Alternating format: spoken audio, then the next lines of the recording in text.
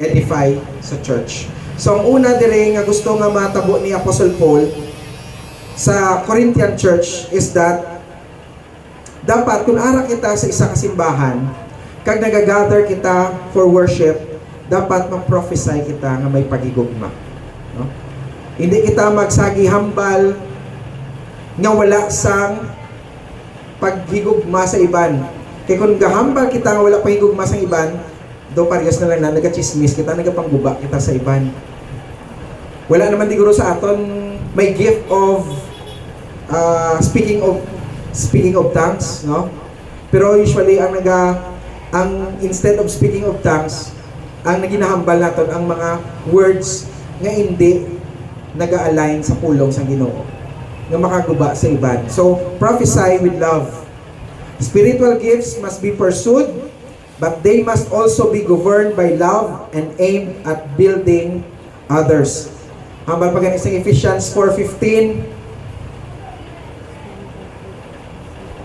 instead, speaking the truth in love. Kung ihambal mo lang, kung man lang na, hindi man lang maka-edify, hindi man lang maka-encourage sa iban, makaguba man lang sa iban, ihambal na lang ang truth with love. We will grow to become in every respect the mature body of Him who is the head, that is Christ. Then verse 29 says, do not let any unwholesome talk come out of your mouth, but only what is helpful for building others up according to their needs, that it may benefit those who listen. So kung maghambal mo lang kita, dapat atong mga words nga maka-encourage iban, maka-glorify sa Ginoo, helpful sa pag-build sa iban, para maka-benefit pa atong mga nagapamati lang sa imo.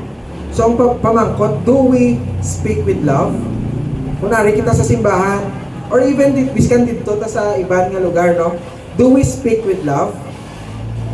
Is this for God's glory and others' good? Ay hana aton hinahambal para sa kaayuhan sa Ginoo, sa glory sa Ginoo, sa kaayuhan sa iban. Hambal ni D.L. Moody, love is the badge of discipleship and the foundation of ministry. So kung ang aton nga paghambal